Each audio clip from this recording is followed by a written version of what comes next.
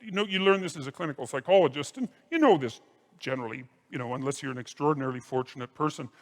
You don't have to talk to someone for very long and really talk to them and get beneath the surface until you find, there's a tragedy or two or three or 10 lurking not very far beneath the surface. Someone in the family is very ill. There's a childhood history of extreme pathology, alcoholism somewhere in the family, maybe a touch of insanity. Someone has cancer. An older relative is dying. There's financial trouble. There's economic trouble. There's marital trouble. It's like life is trouble.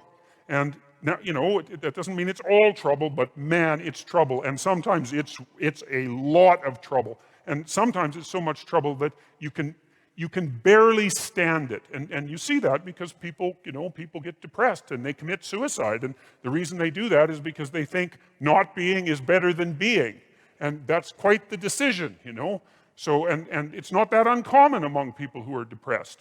And so it's a very important thing to consider. And it isn't just a matter of depression and suicide. That's bad enough. But, if you're unhappy because your suffering has pushed you past the point of your ability to cope, then there's all sorts of other things that can happen to you that aren't directed towards you. You can become cynical, and you can become bitter, and you can become cruel, and you can become narcissistic and deceitful and arrogant, and it's like everything's for you. And then you're out for revenge. That's a nice one. I don't know against who, but maybe everyone.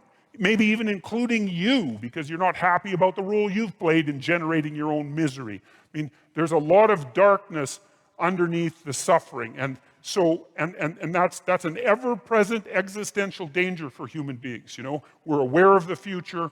We're aware of our fragility. We're aware of our mortality. It's something that makes us truly unique, truly conscious in a way that no other creature is, and capable of things that no other creature can do, but also bearing an unbelievably heavy existential load. We're the only creatures that have to always contend with the fact that we're finite and that everyone we know is in the same position, that allied with the suffering.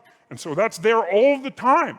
And even in the brightest moments, in some sense, in Renaissance paintings, in still lifes, they used to put a memento mori often in the still life, like a skull somewhere in the corner, or sometimes in a very strange perspective, so that you could only see the skull if you were standing like right beside the painting instead of dead on. But the idea was to always remember, that everything that exists is tainted or touched with the taint of mortality. And that's rough, but there's some useful things in it. It keeps you awake, and it keeps you focused if you're careful. But it also does indicate to you, if you think about it, the necessity of having a meaning in your life.